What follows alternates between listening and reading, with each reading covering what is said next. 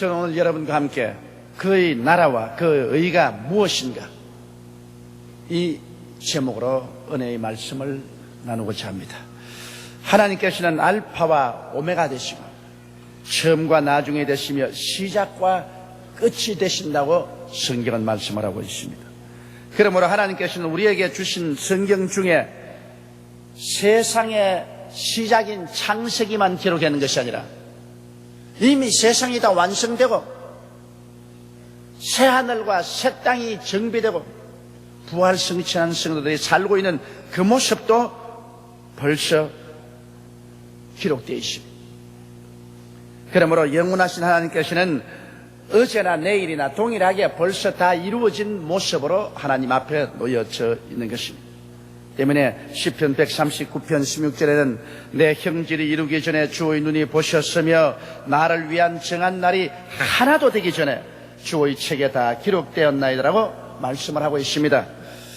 이 하나님께서는 우리들의 일생을 위하여 다 예비해 놓고 계십니다. 고린도전서 2장 9절에 하나님이 자기를 사랑한 자를 위해서 예비해 놓은 모든 것이라고 성경에 말씀을 하고 계십니다. 그렇기 때문에 우리에게 무엇을 먹을까, 무엇을 입을까, 무엇을 마실까 염려하지 말라. 이는 다 이방인들이 염려하는 것이요 너희 천부께서는 이 모든 것이 너희에게 있어야 될 줄을 아시고 미리 다 예비해 놓고 계신다는 것입니다. 다시 말씀드리면 우리들 삶에 필요한 것은 이미 하나님께서 만세 만대 전에 다 아시고 예비해 놓고 기다리신다는 것입니다. 그러나 그 하나님의 예비하신 축복 속에 들어가는 조건이 있습니다.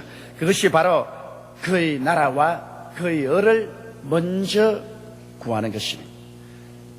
그러면 오늘 이 시간 여러분과 함께 그의 나라와 그 의가 무엇인가 여기에 대해서 정확하게 우리가 알아봐야 되겠습니다. 첫째로 그의 나라가 무엇인가.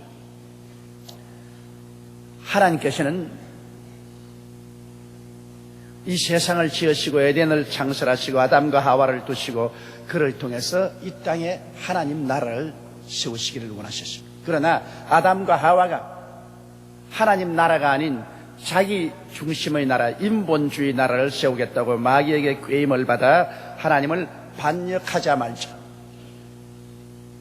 하나님의 나라는 사라지고 이 땅은 마귀의 나라로 변화되고 말한 것입니다. 왜냐하면 이 세상 임금은 마귀가 되고 이 세상은 마귀의 것으로 전락하고 마는 것입니다.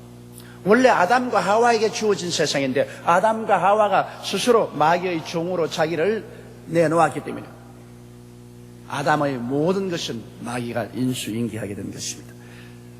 그래서 이 땅에 마귀가 신이요 마귀가 임금이요 마귀가 이 땅을 주장함으로 모든 마귀의 흉악한 일들이 인간 역사 속에 꽉 들어차게 된 것입니다. 그러나 지금부터 2000년 전 하나님의 아들 예수님께서 오셔서 하나님의 나라를 이 땅에 세우시기 위해서 마귀의 일을 멸하기 시작하는 것입니다. 예수님은 처처에 가는 곳마다 마귀의 일을 멸하시기 시작하는 것입니다. 그래서 이 세상에서 하나님의 나라와 마귀의 나라가 대결하게 된 것입니다. 예수님께서는 회개하라 천국이 가까웠다 하시고 가시는 곳마다 천국의 역사를 나타내셔서 이 땅에 뿌리 박힌 마귀의 일을 멸하기 시작한 것입니다. 주님께서 멸하신 역사는 가는 곳마다 귀신을 쫓아내는 것입니다. 귀신은 마귀의 최하 단위의 보병들입니다. 귀신은 가는 곳마다 사람들을 미혹하고 덕질하고 죽이고 멸망시키는 일을 하는데 예수님은 가시는 곳마다 마귀의 최하부 구조인 귀신의 일을 멸하신 것입니다. 그리고 여러분 잘 아시다시피 예수님은 가는 곳마다 병든 자를 고쳤습니다. 병은 마귀의 일인 것입니다. 하나님의 일이 아닌 것입니다. 사람이 병들면 정상적인 삶을 살 수가 없습니다. 그러므로 병을 주님께서는 가시는 곳마다 고쳤습니다. 그리고 죄인들을 주님께서는 회개시켰습니다. 죄도 마귀의 일입니다. 죄는 하나님이 만드신 것이 아닙니다. 그리고 예수님은 마귀의 최악의 무기인 죽음, 그 죽은 자를 주님께서는 살리셨습니다. 그래서 온 세상 사람들이 눈이 휘둥그러지게 만드는 것입니다. 그리고 배고픈 자를 먹였습니다. 우리 주님께서는 에덴 동산을 지었을 때 가난을 만든 적이 없습니다. 가난은 원래 하나님이 지으신 것이 아닙니다. 이것은 마귀와 짝을한 아담이 하나님을 반역하고 죄를 지어서 심판으로 가져온 것이지 하나님이 축복으로 주신 것이 아닙니다. 그러므로 배고픔은 하나님의 뜻이 아닙니다. 이러므로 하나님께서는 배고픈 자를 예수 그리스도를 통해서 가는 곳마다 먹이셨습니다. 그리고 천국 복음을 전파하셨습니다. 이러므로 가는 곳마다 마귀의 일이 무너지고 마귀의 나라가 무너졌습니다. 사람들은 때를 지어서 마귀의 나라에서 떠나서 하나님 나라로 돌아왔었습니다. 그 결과로 마귀는 당황하여 로마인과 유대인을 동원하여 예수님을 붙잡아 십자가에 못 박아 죽였었습니다. 그러나 이것이 마귀는 자기가 잘한다고 생각했지만 마귀의 일생에 가장 잘못한 것입니다. 죄가 없는 하나님의 아들, 이 세상에 속하지 않고 하늘나라에 속한 하나님의 아들, 의의 근본이신 하나님의 아들을 십자가에 못 박여 죽인 대가로 말미암아 하나님은 진노하사 마귀를 심판하셨습니다. 그래서 하나님은 예수 그리스도의 몸 찢고 피 흘린 대가로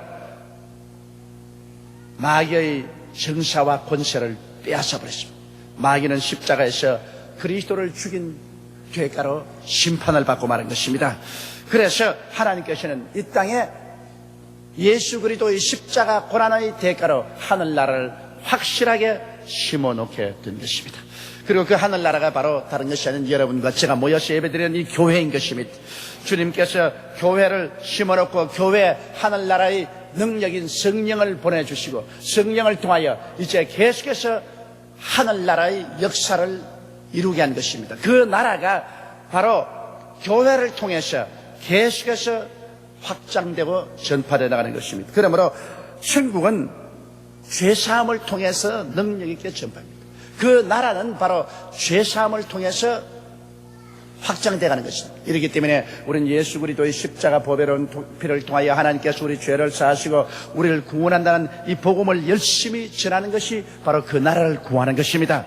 그리고 그 나라는 성령 충만과 성결을 통해서 능력 있게 전파됩니다. 우리는 가는 곳마다 예수 믿는 사람에게 성령 받도록 하고 그리고 성령으로 말미암아 거룩한 삶을 얻도록 도와주는 이것이 그 나라를 구하는 삶이 되는 것입니다. 또 그 나라는 치료를 통해서 전파됩니다. 우리는 가는 곳마다 예수 그리스도 이름으로 기도해 주었어. 영이 치료받게 하여 마음이 치료받도록 육신이 치료받고 생활이 치료받아 건전한 삶을 얻도록 도와주므로 이를 통해서 그 나라가 전파되는 것입니다. 그리고 우리는 예수 그리스도를 통해서 이미 이 땅에서 저주는 끝났고 절망은 끝났다는 것을 전파하고 그리스도의 십자가를 통하여 아브라함의 복이 이 땅에 임했다는 소식을 사람들에게 전해주므로 그 마음속에 용기를 주고 희망을 넣어줘야 되는 것입니다. 기대를 넣어주어서 하나님의 축복 속에 들어가서 하나님의 은총을 받도록 하는 것이 바로 하늘나라를 전파하는 것입니다. 성경은 말씀하기를 저가 흩어 가난한 자에게 주었은즉 그 의가 영원히 있다고 말한 것입니다. 우리의 의를 영원히 있게 하기 위해서는 우리가 무엇을 가지고 자꾸 나누어 줘야 되는 것입니다. 이러므로 그러기 위해서는 하나님의 축복을 우리가 이미 받을 수 있도록 예수님께서 십자가에서 저주를 제했다는 사실을 널리 알려주므로 우리는 그 나라를 구하게 되는 것입니다. 우리는 천당의 희망을 통하여 그 나라를 구합니다. 사람들은 이 땅에서 절망 속에 있는 것입니다. 죄책과 정죄의 절망 속에 있습니다. 흠과 무의미의 절망 속에 있습니다. 죽음과 무의 절망 속에 있습니다. 인간의 한계쯤에 부딪혀서 절망 속에 있습니다. 그곳에서 우리들은 이 세상은 삶의 시작이요 영원한 삶은 천국에 있다는 사실을 깨닫게 해주어서 사람들의 마음속에 천국의 소망을 넣어주므로 그의 나라를 우리는 구하게 되는 것입니다. 또 사랑과 구제를 통하여 하늘나라는 전파됩니다. 우리 예수 믿는 사람들이 가는 곳마다 그리스도의 사랑을 나타내고 또 우리가 구제하여 어려울 때 그들을 도와줌으로 말미암아 하늘나라의 따뜻한 은혜와 사랑을 나눔으로 그 나라를 전파하게 되는 것입니다. 그러므로 그의 나라를 구하는 것은 바로 이 천국의 역사를 내 개인의 생활 속에 체험할 뿐 아니라 남에게 전파하여 하나님의 교회를 왕성하게 하는 것을 의미하는 것입니다. 오늘날 십자가를 통하여 우리 인류 역사 속에 주어진 하늘나라가 바로 교회인 것입니다. 이 교회 하늘나라를 확장할 수 있는 영적인 능력인 성령이 와 계신 것입니다. 이러므로 십자가의 복음의 내용과 성령의 능력을 힘입어서 우리가 나아가 하늘나라의 역사에서 하나님의 교회를 성장시키고 발전시키고 확정시킬 때 우리는 그 나라를 구하는 삶을 살게 되는 것입니다. 그러면 두 번째, 그 의를 구하라고 한 말은 무슨 말인 것입니까? 그 의란 하나님의 정의를 말하는 것입니다. 이 세상에는 불의가 꽉 들어차 있습니다. 왜냐하면 탐욕 때문에 불의가 꽉 들어찼습니다. 마귀는 이 땅에 와서 아담과 하와의 마음속에 심어준 것이 탐욕이었었습니다. 그가 인간이면 인간으로 살아야지 왜 인간이 하나님이 되고자 하는 것입니다. 그러나 그의 마음속에 탐욕을 심어주어서 인간의 한계를 뛰어넘어 하나님이 되겠다고 하나님을 배반한 것입니다. 그때 이후로부터 시작해서 우리 모든 사람의 마음속에 가장 무서운 마귀의 해독이 탐욕인 것입니다. 사람의 마음속에 탐욕이 덤으로 스스로 만족하지 못하고 이웃의 것을 도둑질하고 이웃 나라 것을 빼앗고 전쟁이 끝이지 아니하고 싸움이 끝일 줄 몰랐습니다. 이 모든 것은 근원적으로 마음속에 탐욕으로 말미암아 이루어지는 것입니다. 그러므로 이 탐욕은 바로 불의의 근원인 것입니다. 탐욕이 들어오기 때문에 불의가 가득하죠. 정치인들의 마음속에 탐욕이 들어오면 불의가 가득해지고 경제인들의 마음속에 탐욕이 들어오면 경제적인 불의가 가득 차게 되는 것입니다. 그러나 그와 같은 세 속에서 하나님의 정의를 세우는 것은 절대로 쉬운 일이 아닙니다. 탐욕과 불의가 꽉 들어찬 곳에 하나님의 정의를 세워서 하나님의 의를 가지고 산다는 것은 진실로 어려운 것입니다. 바로 하나님의 의라는 것은 바로 하나님의 말씀인 것입니다. 하나님의 말씀이 하나님의 정의인 것입니다. 그러므로 우리가 하나님 말씀을 듣고 하나님 말씀에 순종해서 산다는 것은 여간한 용기와 힘이 필요하지 않습니다. 여러분, 우리가 우리 믿음의 조상 아브라함의 생애를 살펴볼 때 아브라함과 하나님의 정의를 우리는 참 마음에 재미있게 볼 수 있습니다. 왜냐하면 아브라함은 하나님의 특별히 선택을 받은 사람이었습니다. 아브라함 75세 때 하나님이 영광 중에 나타나서 아브라함에게 하나님의 정의를 선포하셨습니다. 너희 전토, 친척, 아비 집을 떠나 내가 네게 지시할 땅으로 가라. 이것은 하나님의 말씀이요, 하나님 명령이요, 하나님의 정의입니다. 그때 아브라함의 생애 속에 가장 정의로운 것이 바로 하나님의 명령대로 전토, 친척, 아비 집을 떠나 하나님의 지시한 땅으로 가는 이것이 아브라함에게서의 정의인 것입니다. 이것을 거부하는 것은 바로 아브라함의 불의가 되는 것입니다. 왜냐하면 하나님의 말씀을 거역한 것이기 때문인 것입니다. 여기에서 아브라함이 마음의 고통을 당한 것은 이 하나님의 정의를 따를 것이냐, 자기의 탐욕을 따를 것이냐, 그 두 사이에 아브라함은 끼어서 고민을 했었습니다. 그러나 아브라함은 고민한 중에 하나님의 정의도 실천해야 되겠고 자기의 마음의 욕심도 다 버릴 수가 없기 때문에 하나님의 정의와 자기의 욕심을 서로 섞어서 타협을 시켰습니다. 이래서 전토, 친척, 아비 집을 떠나긴 떠나지만은 전토, 친척, 아비 집을 다 데리고 떠나자. 떠나라고 하니까 떠나는 것은 하나님의 정의의 말씀대로 떠나겠다. 그러나 탐욕은 도저히 버릴 수가 없기 때문에 떠나되 가지고 떠나자. 그래서 전토에서 모은 재산 다 정리해서 가지고 그곳에 있는 모든 일가 친척과 종들 다 거느리고 그리고 아비 집인 자기의 조카 데리고 술에 잔뜩 씻고 떠난 것입니다. 그러므로 하나님의 정의도 이루고 그리고 내 욕심도 이루고 얼마나 좋은 것인가 그렇게 생각하고 그런 하나님의 정의를 타협한 것입니다. 여러분, 하나님의 정의를 거스르면 그 결과로 다가오는 것은 기근입니다. 우리의 생활 속에 하나님의 정의를 짓밟으면 언제나 그 대가로 기근이 다가오게 되는 것입니다. 그가 가나안 땅에 들어가니까 가나안 땅이 말할 수 없는 기근으로 완전히 산천이 새빨갛게 타고 우물물은 다 말라버렸습니다. 데리고 온 짐승들은 굶어서 죽어버리고 일가 친척과 종들은 먹을 것이 없으므로 다 뿔뿔이 헤어지고 그런 자기 아내와 조카 롯과 함께 외롭게 남아버리고 마는 것입니다. 정의를 저버리면 기근이 다가오는 것입니다. 이것은 잊지 말아야 되는 것입니다.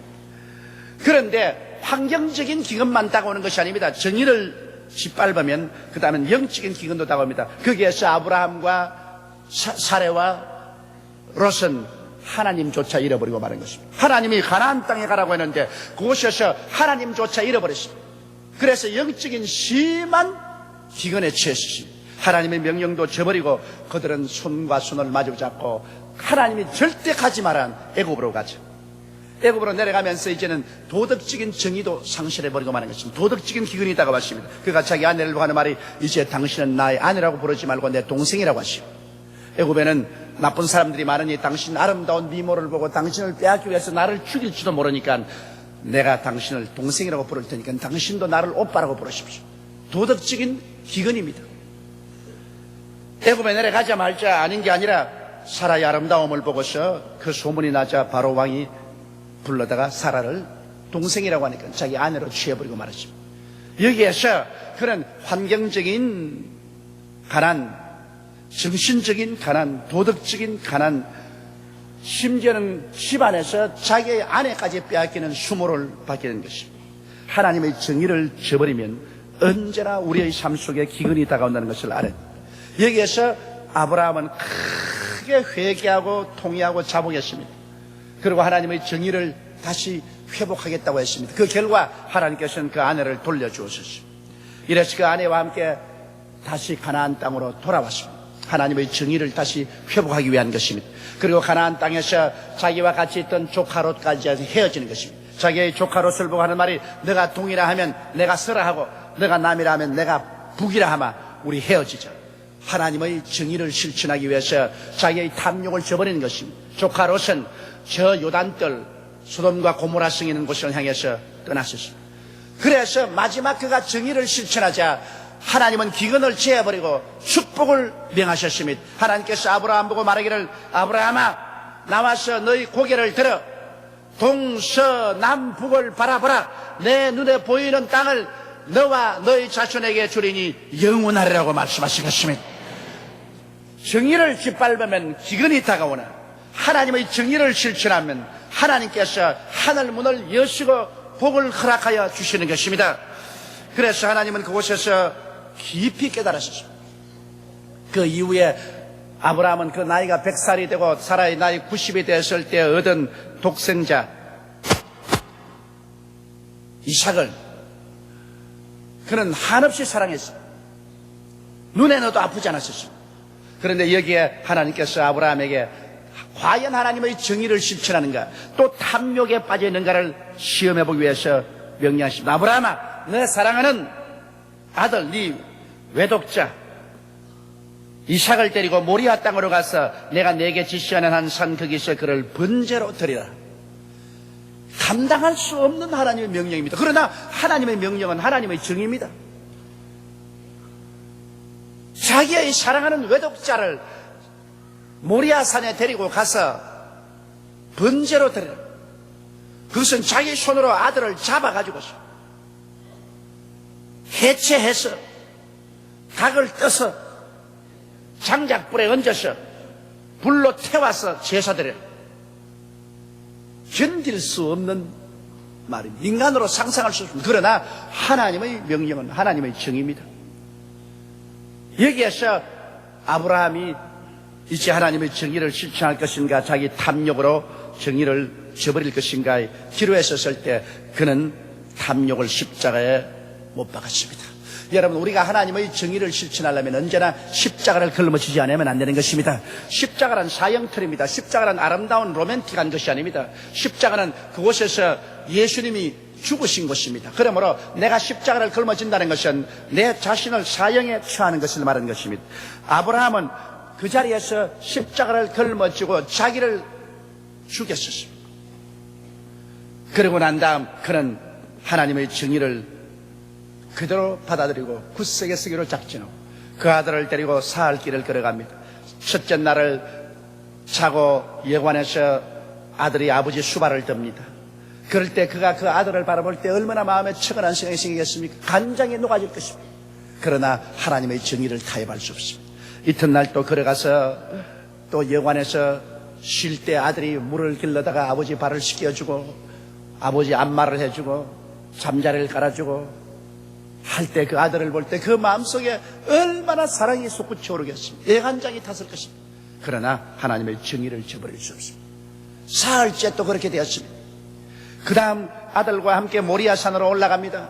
아들이 한 손에 칼을 들고 한 손에 불을 들고 등에 장작을 메고 올라가면서 아버지 여기에 장작도 있고 불도 있고 칼도 있는데 제물로 드릴 어린 양은 어디 있나이까? 그 말을 들었을 때 아버지의 눈이 캄캄했지 않겠습니까? 그러나 아브라함은 하나님의 정의를 절대로 저버릴 수 없다는 것을 알기 때문에 얘야 제물로 드릴 어린 양은 하나님이 예비하신다. 그리고 산에 올라가서 아들과 함께 제단을 만들어 놓고 난 다음에 아버지는 아들을 밧줄로 묶기 시작한 것입니다. 너가 바로 어린 양이다. 하나님은 너를 잡아 제물로 드려. 그래서 그를 장작불 위에 얹혀놓고 그런 칼을 들어서 그 어린 아들을 잡으려고 달려들 때 그때 하늘에서 하나님 말씀입니다. 아브라함아 너희 아들에게 손대지 말라. 그리고 하나님께서 말씀하기를 내가 나를 가리켜 맹세하노니 내가 이같이 행하여 내 아들 내 독자를 아끼지 아니하였은즉 내가 네게 큰 복을 주고 내 씨로 크게 승하여 하늘의 별과 같고 바닷가의 모래 같게 하리니 내 씨가 그 대적의 문을 얻으리라. 또 내 씨로 말미암아 천하 만민이 복을 얻으리니 이는 내가 나의 말을 준행하였습니다. 여기에서 아브라함은 하나님의 정의를 실천함으로 영원히 기근을 물리치고 하나님의 축복을 그와 그 자손에게 영원토록 받도록 하나님께로부터 허락을 받고 말한 것입니다. 이러므로 여러분 이 사실을 통해서 보게 될 때 우리가 하나님의 정의를 실천하면 하나님은 언제나 축복을 명합니다. 그러나 우리가 하나님의 정의를 저버리고 우리 탐욕에 서면은 우리의 생활 속에 기근이 다가오는 것입니다. 영적인 기근, 정신적인 기근, 생활의 기근, 환경의 기근이 다가오게 되는 것입니다. 그러므로 성경에는 그 의를 구하라는 것은 나의 탐욕을 십자가에 못 박고 우리의 모든 면에 하나님의 말씀, 즉 하나님의 명령과 정의를 실천하는 것입니다. 우리가 일상생활에서 구하는 하나님의 정의란 우리가 성수주의라는 것 하나님의 정의입니다. 6일 동안 일하고 일했지는 하나님 성전에 와서 하나님을 섬기라. 이 하나님의 정의입니다. 이 하나님의 정의를 짓밟으면 기근이 다가오는 것입니다. 그래서 오늘날 성수주의라지 않은 이 세상 속에 영적인, 정신적인, 도덕적인, 육체적인 기근이 꽉 들어차 있지 않습니다. 하나님께서 너희 수입의 11조를 하나님께 드려 내 집에 양식이 있게 하라고 한 것은 하나님의 정의입니다. 이것을 짓밟아버리면 우리가 아무리 애를 쓰고 힘을 쓰고 돈을 모아놔도 전대 밑에 구멍이 뚫어져서 눈으로 보기만 하지 우리가 누리지 못합니다. 그러므로 보는 것은 많되 실제 누리는 것은 없습니다. 하나님의 정의를 짓밟으면 우리가 버는 돈에 기근이 다가오는 것입니다. 하나님의 계명을 준수하는 것도 하나님의 정의를 실천하는 것입니다. 우리는 하나님의 10계명을 잘 알고 있습니다. 우리는 예수를 믿음으로 구원을 얻지만은 우리의 삶 속에 하나님의 10계명을 준수함으로 하나님의 정의를 실천합니다. 그럴 때 우리에게 하나님의 복이 다가오는 것입니다. 우리가 열심히 복음을 전가하는 것도 하나님의 정의를 실천하는 것입니다. 이 일을 할 때 하나님의 축복이 다가오는 것입니다. 하나님께서는 이런 일을 할 때 이 모든 것을 너희에게 더하시라고 말씀하신 것입니다. 우리들의 삶의 선후의 질서를 무시하면 모든 것이 허물어집니다. 인간관계에도 남편과 아내는 분명히 선후 질서가 있습니다. 형과 아우, 선생과 제자, 다스리는 자와 다스림을 받는 자 등의 선후 질서가 무너지면 혼돈이 다가오고 파괴됩니다. 우리의 신앙생활에도 먼저 할 것과 나중 할 것을 바꾸어 놓으면 기근이 다가옵니다. 우리는 먼저 그 나라와 그 의를 우리 생활 속에 구하면 하나님께서 말씀하기를 내가 이 모든 것을 너에게 더하여 주겠다고 말씀하셨습니다. 무엇을 먹을까, 무엇을 마실까, 무엇을 입을까, 어떻게 살까 하는 이 모든 것은 하나님께서 직접 우리를 위해서 일하시고 돌봐 주시겠다고 말씀하신 것입니다. 이러므로 우리 예수 믿지 않은 이방인처럼 인간의 수단과 방법으로 이마에 땀을 흘리고 애쓰고 노력하면서 인생을 살려고 할 필요가 없습니다. 우리가 그 나라와 그 일을 구하고 주님께 나가면 주님께서 우리의 모든 일을 담당해 주십니다. 수고하고 무거운 짐진 자들은 다 내게로 오라. 내가 너희를 쉬게 하려고 하신 우리 주님의 말씀이 우리의 삶 속에 이루어지게 되는 것입니다. 우리의 영혼의 쉼이 오고 우리의 생활에 쉼이 오는 것입니다. 우리는 쉽고 가볍게 하나님의 은혜로 인생을 승리롭게 살아갈 수가 있는 것입니다. 하나님은 구만리 장천 멀리 계시지 않습니다. 하나님이 지으신 이 우주 공간에 하나님의 시간, 하나님의 만드신 만물 속에 하나님은 임재하고 계십니다. 그러므로 하나님은 우리가 과연 하나님의 원리인, 하나님의 법칙인 그 나라와 그 의를 먼저 구하며 사는지 살고 있지 않은지를 하나님은 감시하고 계십니다. 저는 여러분께 말씀드립니다. 여러분의 마음속에 먼저, 나중이 아니고 먼저 하나님의 나라를 구하고 그리고 하나님의 정의를 구하면서 살면 그 다음 여러분 기도하는 것마다 하나님께서 역사하사 모든 것이 이루어지고 쉽고 가볍게 하나님의 영광을 가지고 인생을 살게 되는 것이요 걱정 없게 될 것입니다. 우리 다 같이 고개 숙여 기도드리겠습니다. 거룩하시고 영광스러우신 우리 아버지 하나님, 하나님은 구만리 장천 멀리 계시지 않습니다. 하나님은 우리와 함께 거하십니다. 우리가 숨쉬는 이 공간 속에, 우리가 살고 있는 이 시간 속에 하나님은 성령으로 임재하여 계시고 역사하고 계십니다. 하나님의 능력은 한이 없습니다. 하나님의 손이 짧아 우리를 도와주지 못함이 아니요 하나님의 귀가 둔하여 우리 기도를 듣지 못함이 아닙니다. 우리가 질서를 문란케 함으로 하나님이 우리 가운데 역사할 수가 없사옵니다. 내 아버지는 이제 먼저 할 것과 나중 할 것을 언제나 바꾸어 놓는 것이 타락한 인생들의 생활 모습입니다. 먼저 할 건 먼저 하고 나중 할 건 나중 할 때 아버지 하나님의 역사가 우리 가운데 이루어짐을 압니다. 하나님께서는 그의 나라와 그의 의를 먼저 구하라고 말하시죠. 하나님 아버지, 우리의 삶 속에 크고 작은 모든 일에 우리는 먼저 우선적으로 하나님의 나라를 구하고 하나님의 정의를 구하는 우리들이 되게 도와주옵소서. 우리 주 예수님 이름으로 기도드리옵나이다. 아멘.